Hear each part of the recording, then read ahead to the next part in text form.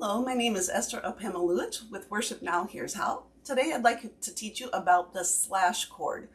I call it the slash chord because oftentimes you'll see two letter names with a slash in between them. So what do you do with that? Okay, there's two possible things that this slash chord could mean.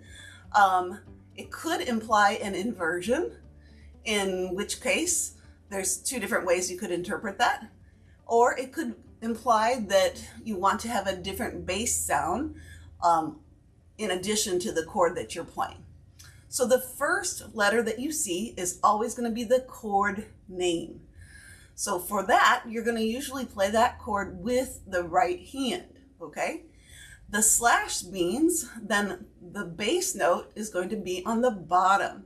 So whatever comes after that should be the bass note. So that means your left hand should play that bottom note, okay? Now, if you see something like C/E, if you recall, E is part of the C chord. So we've had the C chord C, E, G, but if we put E on the bottom, that changes the sound a little bit, okay? That's also an E in the first inversion. So you could play it like this. So as long as we have E as the bottom note in our chord interpretation, then we're playing it correctly. So, but if it's harder for you to think of, you can just play C chord in regular position and then play an E note in the left hand, okay? So, but it simply means a C chord in the first inversion or first position rather than root position, okay? Same thing if you saw C over G, that would be a C chord with G in the bass. Again, that changes the sound. Okay, still a C chord, but it changes the sound just slightly. Okay, so that would be a C chord in the second inversion. Okay, so there's that possibility. There's also the possibility that they want a unique sound, or they want what's called a pedal tone, where you're just going to continue to hold that same bass sound even though the chord is changing up above it. So for example, you might see something like a G chord over F. F does not belong in the G chord, right? So if you play a G chord and an F in the bass, that gives a really different kind of sound, doesn't it?